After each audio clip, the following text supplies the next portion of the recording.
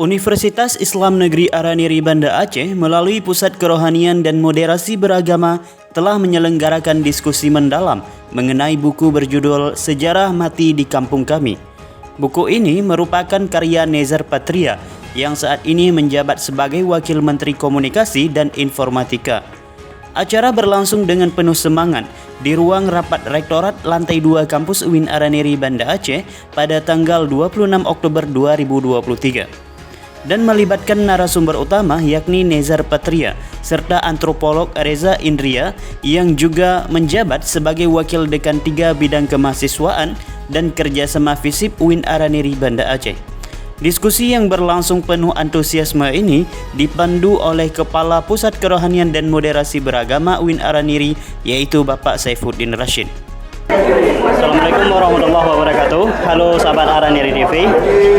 Hari ini saya sedang bersama Bapak Wamen yaitu Bapak Nezar Patria yang sudah hadir di Aceh. Bapak terima kasih dan selamat datang di Aceh, Pak. Terima kasih. Hari ini kita melakukan diskusi tentang buku yang beliau tulis yaitu Sejarah Mati di Kampung Kami. Bapak, tadi di awal saya mencoba untuk mencerna dari judul tersebut, tetapi akhirnya Bang Riza menjelaskan. Tetapi itu dengan bahasa yang sastrawi. Nah, Bapak sendiri apakah menentukan judul ini sengaja agar punya persepsi yang berbeda di antara pembaca atau memang ingin menunjukkan bahwa arti sejarah dari masa lalu, Pak? Ya, pemilihan judul ini sebetulnya untuk memancing pembaca masuk ke dalam tulisan. Ya. Nah, karena itu memang dicari judul yang kira-kira menimbulkan satu pertanyaan gitu. Iya. Sejarah siapa yang mati gitu ya. Iya. Sejarah mati di kampung kami. Judul itu sebetulnya didapat sangat simpel karena setelah tsunami itu rumah saya hancur lebur dan saya tidak bisa menemukan apapun lagi yang tersisa di sana, termasuk foto masa kecil saya.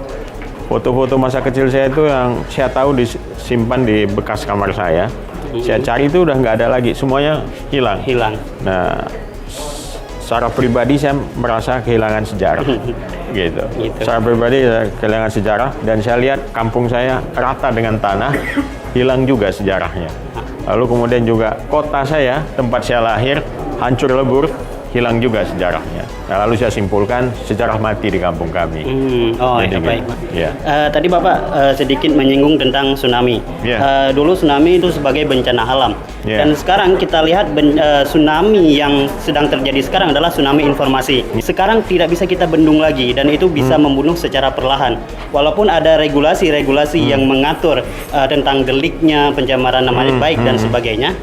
Tetapi informasi ini tidak bisa kita bendung, Pak. Nah, apa yang harus kita lakukan untuk menghadapi tsunami informasi ini, Pak? Tsunami informasi konsekuensi dari munculnya platform-platform media sosial ya, di mana semua orang bisa menjadi konsumen informasi sekaligus produsen informasi. Yeah.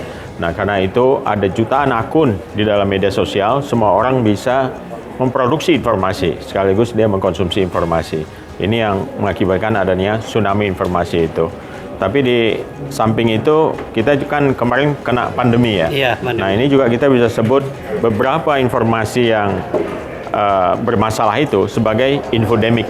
Gitu. Iya. Infodemic. Nah informasi yang bermasalah atau kita sebut juga sebagai information disorder, kekacauan informasi. Itu disebabkan oleh apa?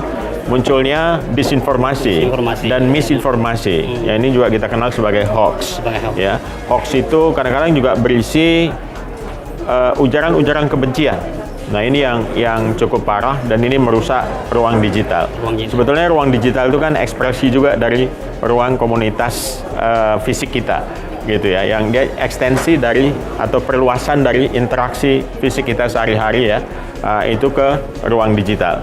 Nah, makanya ada orang yang kalau disenggol di akunnya gitu dengan ujaran kebencian atau apa, dia pasti marah gitu ya. Dia merasa dipermalukan orang banyak, padahal itu di ruang digital gitu ya. Tapi karena itu diakses oleh banyak orang, jadi dia menjadi ekstensi ya, perluasan dari yang namanya kehidupan fisik gitu.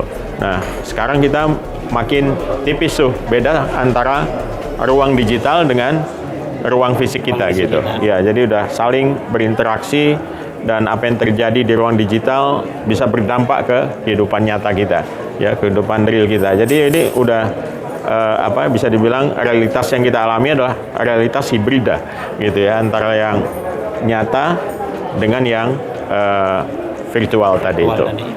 Wakil Rektor 2 dan juga Wakil Rektor 3 UIN Araniri Banda Aceh menyambut baik ide diskusi ini dan mereka berterima kasih kepada Nezar Patria atas kesediaannya hadir di kampus UIN Araniri Banda Aceh. Diskusi ini diharapkan menjadi wujud kerjasama dan silaturahim yang memperkuat peran perguruan tinggi dalam pembangunan bangsa.